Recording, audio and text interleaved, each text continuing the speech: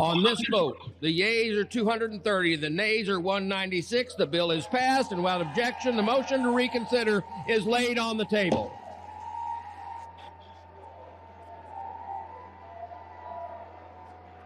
À Washington, quelque chose d'extraordinaire s'est produit.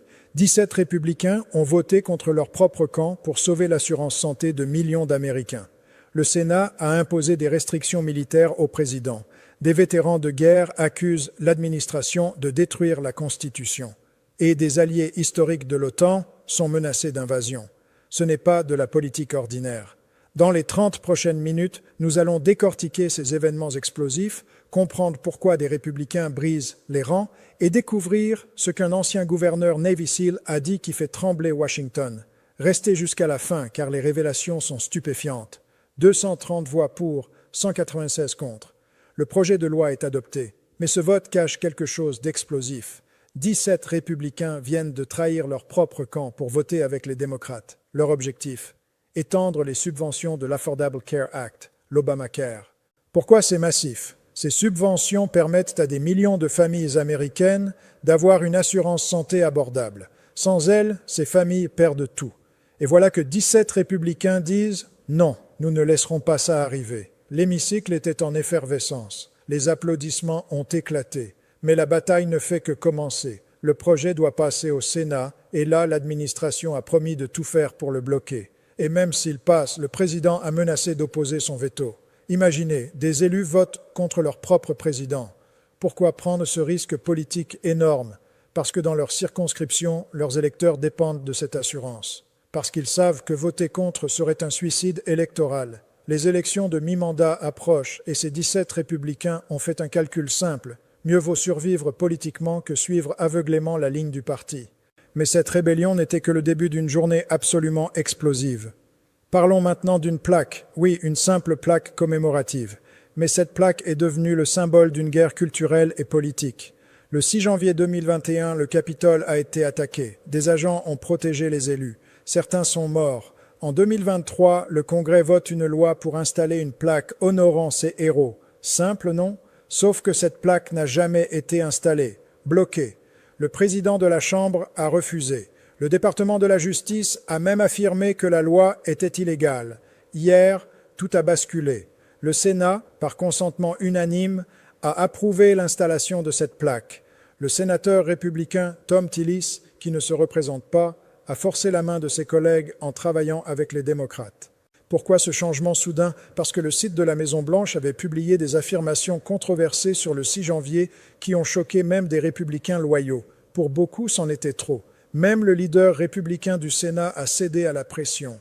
Cette plaque sera installée au 3e étage du Capitole, exactement là où les événements se sont déroulés. Mais seulement du côté du Sénat. Du côté de la Chambre, toujours bloquée. Cette division même du Congrès symbolise une nation divisée sur son propre passé. Maintenant, passons à quelque chose d'encore plus puissant. Le Sénat vient de restreindre les pouvoirs militaires du président. 52 voix contre 47. Une résolution sur les pouvoirs de guerre concernant le Venezuela vient de passer. Ce qui est explosif, 5 sénateurs républicains ont rejoint les démocrates. Murkowski, Young, Rand Paul, Collins et Hawley. Que dit cette résolution?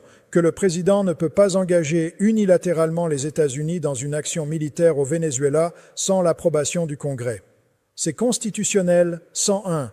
Seul le Congrès peut déclarer la guerre. Pourquoi ces 5 républicains ont-ils voté ainsi? Parce que pour beaucoup de conservateurs, limiter le pouvoir exécutif est sacré.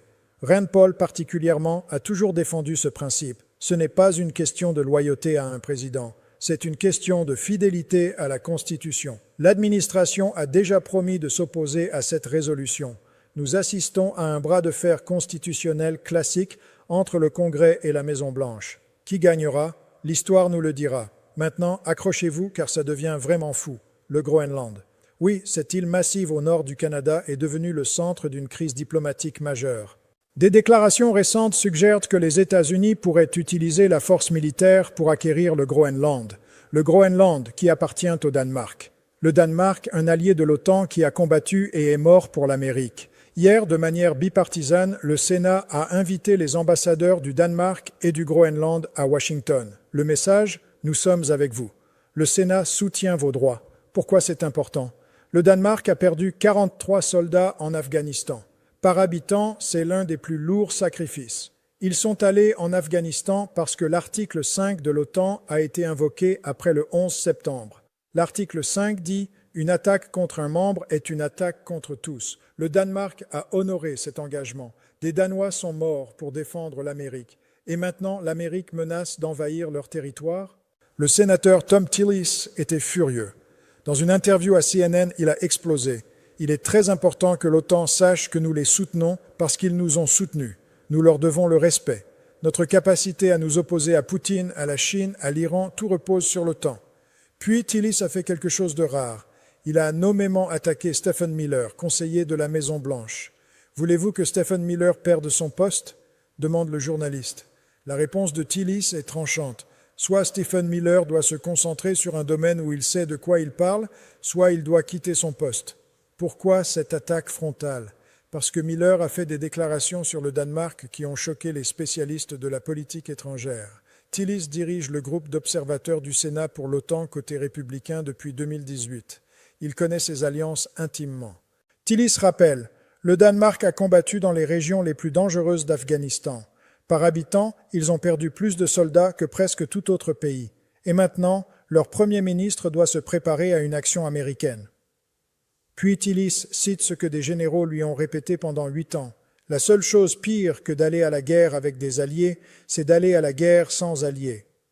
Il conclut avec un coup dévastateur. Ébranler cette alliance envoie un signal à Poutine qu'il est en train de gagner. Stephen Miller ne représente pas le gouvernement américain. Moi, en tant que sénateur, j'ai mon mot à dire. Et la plupart de mes collègues sont d'accord avec moi, qu'ils le disent publiquement ou non. Un sénateur républicain attaquant publiquement un conseiller républicain sur CNN. C'est du jamais vu. Thom Tillis n'est pas seul. Le représentant Don Bacon du Nebraska, qui ne se représente pas non plus, a également explosé hier. Interrogé sur les menaces d'invasion du Groenland, Bacon a dit « C'est consternant. Le Groenland est un allié de l'OTAN. Nous avons une base là-bas. Nous pourrions en avoir 5 si nous voulions. Ils accepteraient des accords miniers avec nous. Le Danemark est l'un de nos meilleurs amis.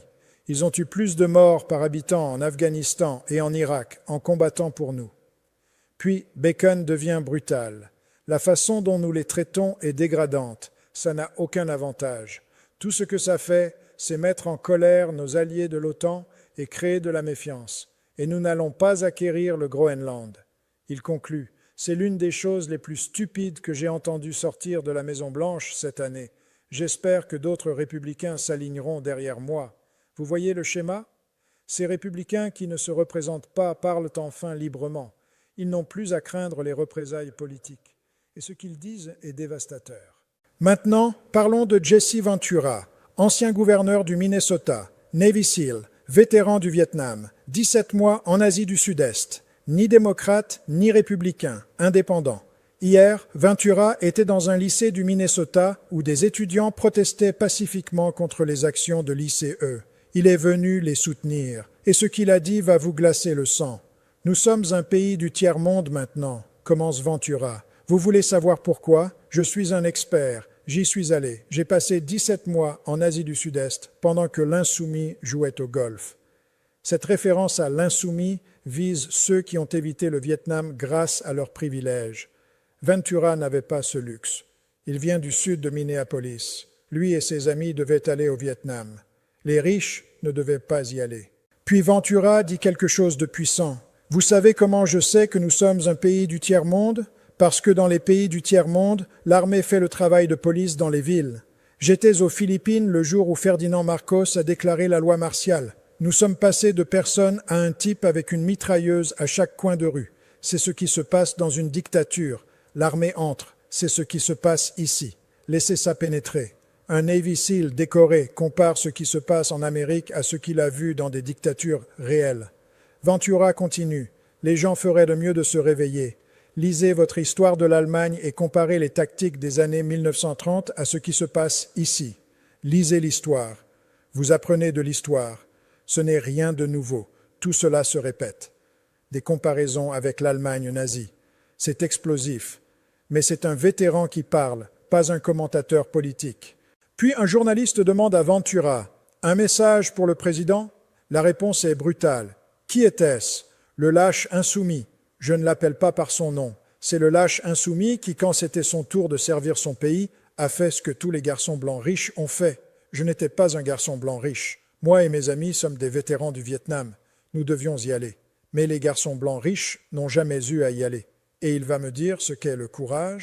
Le courage. Ventura parle de vrai courage. Pas des tweets, pas des déclarations, mais mettre sa vie en danger pour son pays.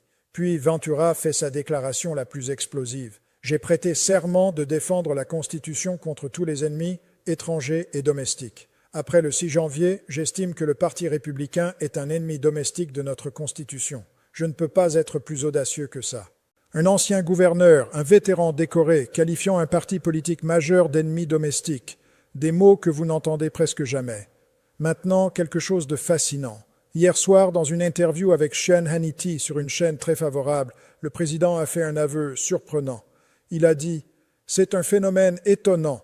Le président en exercice, démocrate ou républicain, perd toujours les élections de mi-mandat, même s'ils ont bien fait. Même si le président a fait du bon travail, et je pense que nous avons fait un excellent travail, peut-être le meilleur de l'histoire, il semble toujours perdre les mi-mandats. Il y a quelque chose de psychologique chez les électeurs. Ils veulent peut-être un contrôle. Le président admet ouvertement qu'il s'attend à perdre les élections de mi-mandat. C'est remarquable. Il prépare sa base à une défaite. Pourquoi cet aveu maintenant? Parce qu'il voit ce que nous voyons tous. Son propre parti se rebelle. 17 républicains sur l'assurance santé, 5 sénateurs sur les pouvoirs de guerre, des sénateurs attaquant ses conseillers sur CNN. Les républicains au Congrès savent que les mi-mandats approchent. Ils voient les sondages. Et ils commencent à se distancer pour sauver leur propre peau politique. Pourquoi toutes ces rébellions maintenant? Plusieurs raisons. Premièrement, les élections. Les mi-mandats approchent et les membres du Congrès doivent répondre à leurs électeurs, pas à la Maison-Blanche. Deuxièmement, certains ne se représentent pas. Tillis, Bacon, ils n'ont plus rien à perdre. Ils peuvent enfin parler librement. Troisièmement, il y a des lignes rouges, même pour les partisans loyaux. Menacer un allié qui a perdu des soldats pour vous? Trop, c'est trop. Quatrièmement, une crise d'identité républicaine. Qu'est-ce qu'être conservateur? Suivre aveuglément un leader ou adhérer à des principes comme la Constitution, le respect des alliances, la limitation du pouvoir exécutif? Ce que nous voyons, c'est un parti en pleine implosion. Et ça se joue en direct, sous les yeux du monde. Parlons des implications mondiales. Tous les alliés de l'OTAN regardent cette crise avec le Danemark. La Pologne, les pays baltes, ceux qui comptent sur l'OTAN face à la Russie. Si les États-Unis peuvent menacer le Danemark, un membre de l'OTAN qui a sacrifié des soldats pour l'Amérique, que vaut réellement l'article 5? Cette question empêche des dirigeants européens de dormir. Vladimir Poutine, lui, dort très bien. Chaque fissure dans l'OTAN est une victoire pour lui. C'est exactement ce que Tillis voulait dire quand il a affirmé qu'ébranler l'Alliance envoie un signal à Poutine qu'il gagne. L'OTAN a été créée en 1949 pour contrer l'Union soviétique. Son principe central, une attaque contre un Est, une attaque contre tous. Ce principe n'a été invoqué qu'une fois, après le 11 septembre. Et tous les alliés ont répondu. Le Danemark a répondu. 43 Danois ne sont jamais rentrés. Trahir cette loyauté ne détruit pas seulement une alliance. Ça envoie un message au monde entier. L'Amérique n'est plus fiable. Récapitulons. En une seule journée à Washington, 17 républicains ont sauvé l'assurance santé de millions d'Américains. Le Sénat a restreint les pouvoirs de guerre du président. Une plaque honorant les héros du 6 janvier a été approuvée. Des sénateurs républicains ont attaqué publiquement des conseillers de la Maison-Blanche. Le Sénat a rassuré un allié de l'OTAN menacé d'invasion. Et un vétéran Navy SEAL a qualifié le Parti républicain d'ennemi domestique de la Constitution. Ce n'est pas de la politique normale, c'est un moment historique. Un parti en crise, des alliances en danger, une constitution testée. Les élections de mi-mandat décideront de la suite. Mais une chose est claire, l'Amérique est à un tournant. Et ce que nous faisons maintenant déterminera l'avenir de la démocratie américaine. Merci d'avoir regardé. Likez, partagez, abonnez-vous. Et surtout, restez informés. À très bientôt.